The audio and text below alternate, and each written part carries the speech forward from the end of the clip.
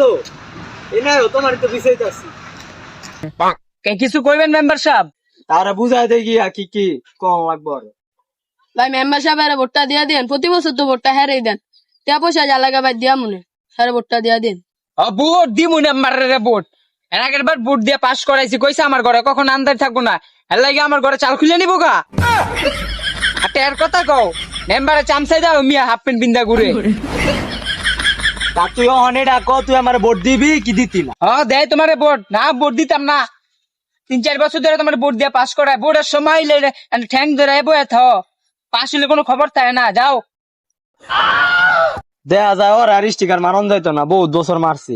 মানে এমন একটা মানুষ বাড়ি কর যারা অন্য স্টিকারটা মারি নাই। বাম গালাগার মিদে স্টিকার মারেন এমন কোন লোক নাই ভাই। এই খবর সবাই মেল লাইছি, হ তাহলে লয় এবার ইলেকশন করতাম না।